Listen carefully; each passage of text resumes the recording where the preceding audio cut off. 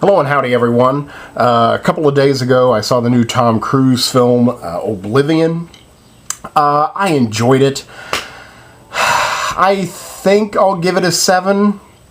That doesn't seem, too harsh.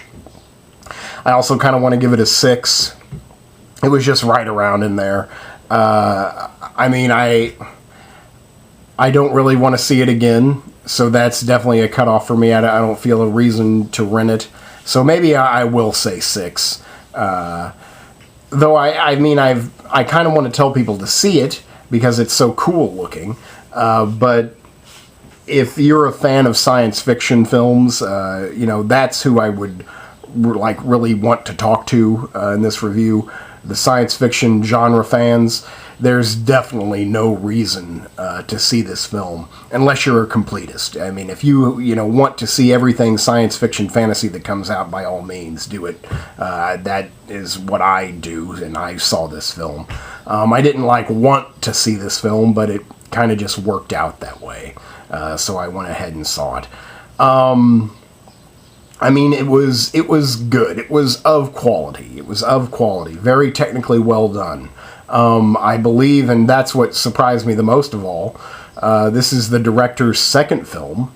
I'm not 100% certain on that.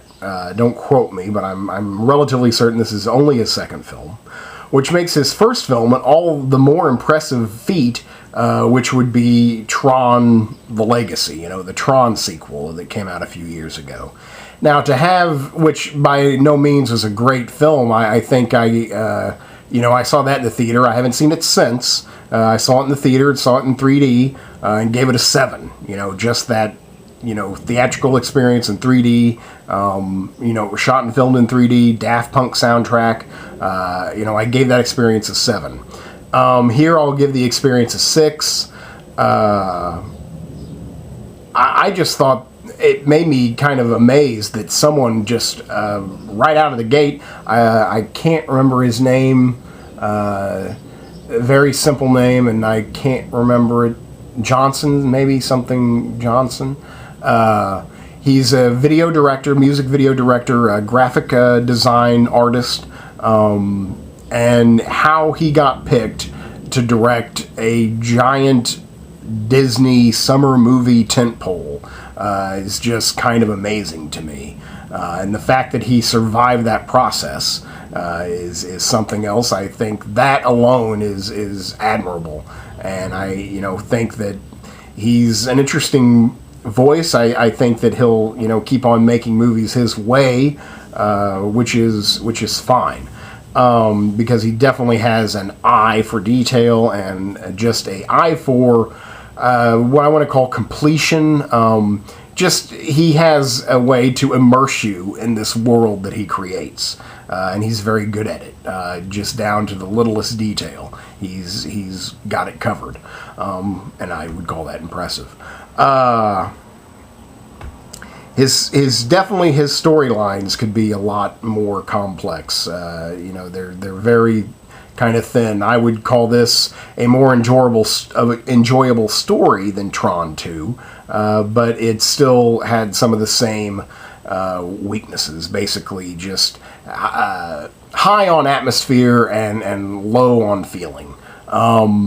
There was a lot of twists and turns in this story. It does keep you involved. It definitely seemed a little long, felt like it had a couple of false endings here and there, where you're like, oh, well, the movie's over, but yet your brain is telling you, no, this is not over. There's too much unexplained story, left, and so it's like, and then the movie continues on. It's like got this several, maybe, kind of like the last Lord of the Rings movie, where it just kept on having endings. Kind of the same deal here. It has several endings. So it just, it does keep you involved somewhat, but it's just like, oh, the movie's over. But no, it's not. It's just going to keep on going. So it's not perfect. It's not very smart. It does have some interesting things to say. I thought it was kind of clever in a way because it seems to be a mashup, a hodgepodge of every single science fiction film you've seen. If it's a science fiction film of stature, then it gets referenced here. And it's kind of like, almost like, I thought of Paranorman. I thought of Paranorman last year, which basically, sliced and diced its way through the entire horror genre, packing this film with so many references to other horror films that it kind of becomes, again, this mashup, this clip art piece of other horror films that makes itself into its own horror film that also has something to say about the genre. Anyway, it kind of seemed like that's what was going on here a little bit, but done far less effectively. And without what it seemed, with Paranormal, it was all about love and honor. It was just like worshiping this genre of film, where here it was just, it felt like kind of like Brian De Palma-esque, and Brian De Palma is maybe the word is infamous, infamous for just copying everyone's style. Picking Hitchcock being the prime example. Brian De Palma is like Hitchcock Jr. It's like he makes a film and say, okay, what would Hitchcock do in this scenario? Also, he's guilty of that with Kubrick. He just lifts style. I felt like that in terms of visually, they didn't lift too much style, but the screenplay is just packed with references to other science fiction films, and then just other films in general. I'll try and get to that example in a minute. But I mean, seriously, like, you can watch the film and just go through it and go, okay, well, that's out of this, that's out of this, that's out of this.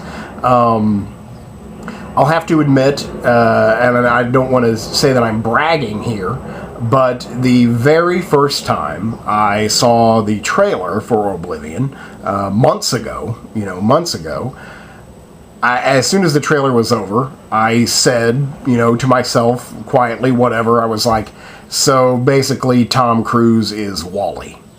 And that was after the first viewing of the trailer for this movie. And I was right. Tom Cruise is basically Wall-E in this film. There's direct references to Wall-E in this film.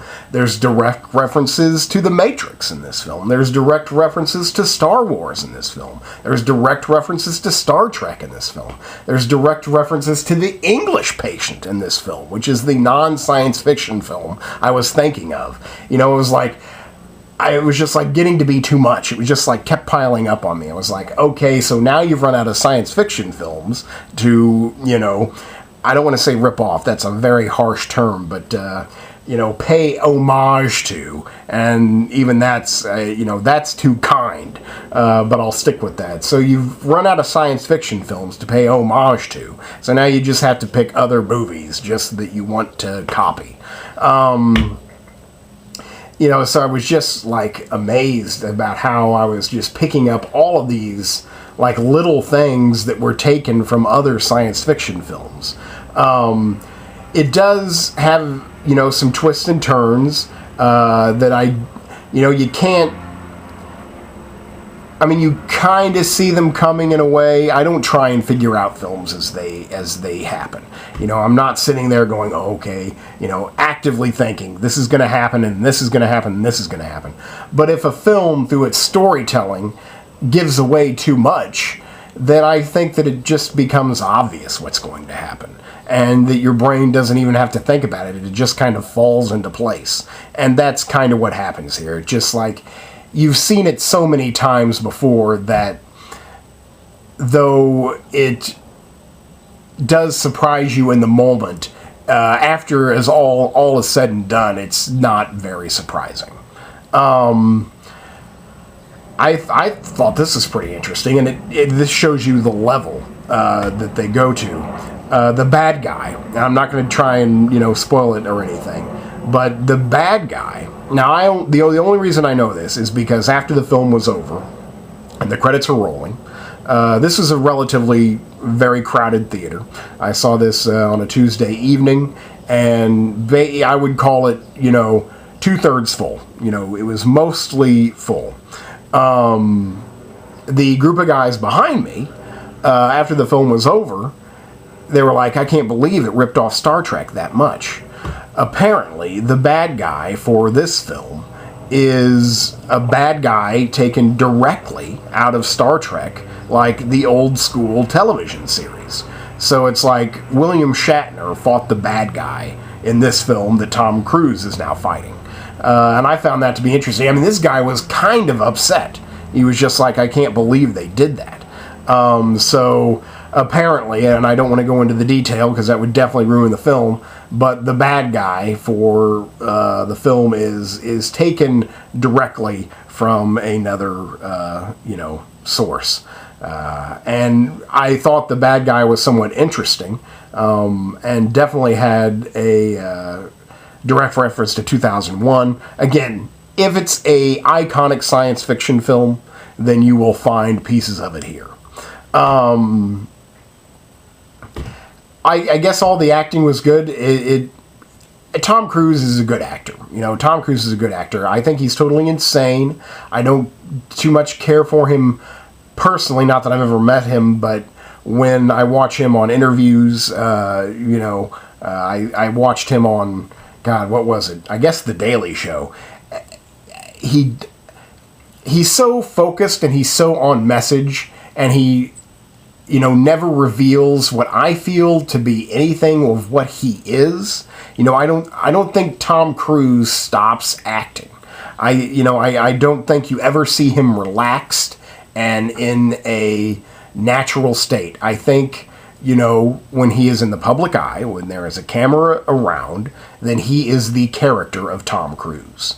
And I don't like that character. I just wish he'd chill out. Maybe he can't chill out. Maybe he's just always on edge. You've seen him give those speeches at the Scientology Center where he's just, dictator-esque. He just has that power. Maybe he just never turns off. Maybe he can't do it. But that insanity does make for quality acting. You want your worldwide superstars, I think, to be insane, to be unmanageable, to be uncompromising. And Tom Cruise is all of those things. So he kind of gives me the creeps in a way, but I, have to give it that he is an incredibly powerful artist.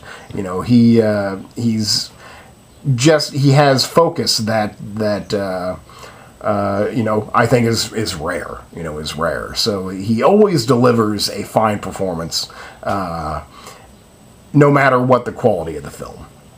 And this is pretty much a one-man show. Tom Cruise is in this, a lot by himself, just talking with other robots, and he's good. He's always good. The two females in this film I didn't recognize. I couldn't tell you their names.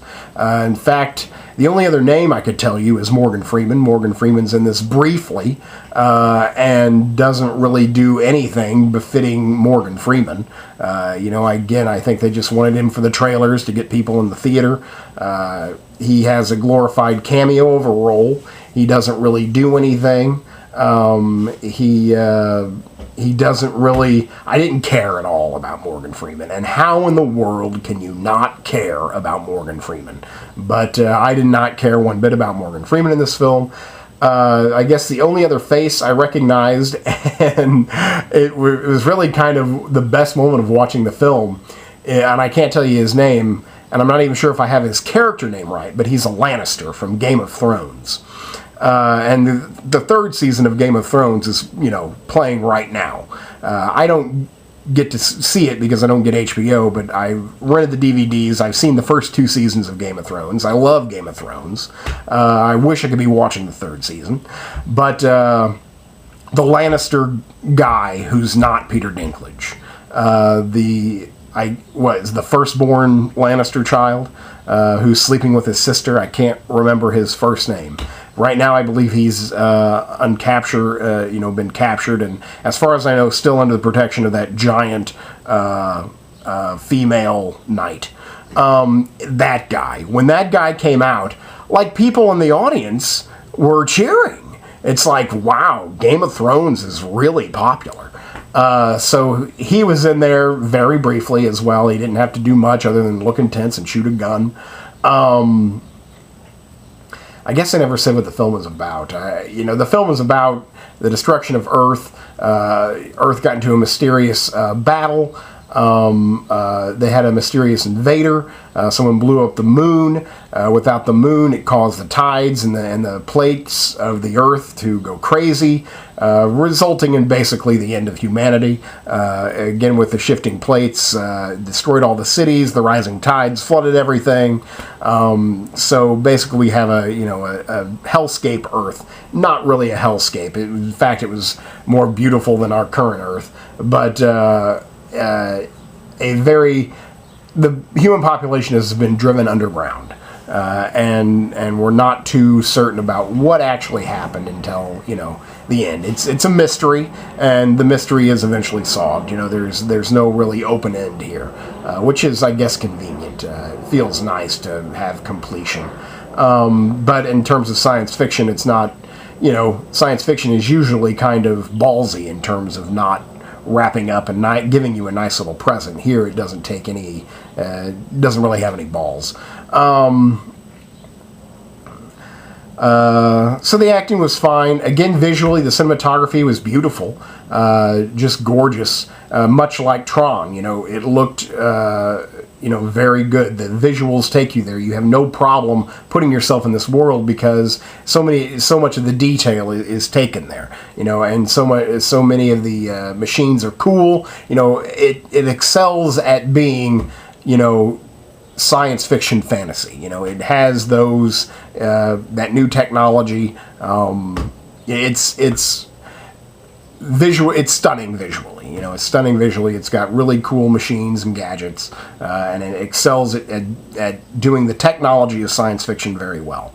But the storytelling, the intelligence is not there. And anything of great meaning isn't there. Usually sci-fi can make allegories about statements of modern life, and there's nothing really deep and meaningful here. I don't feel. So there you go. I don't really know what else to say about it. I can't believe I've talked for 18 minutes about this film, but I did. So there you go. That's Oblivion. I'll give it a solid 6. If you're a science fiction fan, then, go see it. Or if you absolutely love Tom Cruise, then go see it. But I don't think you really need to bother, unless you're a completist. So there you go. That's Oblivion. I give it a solid 6. Thanks much.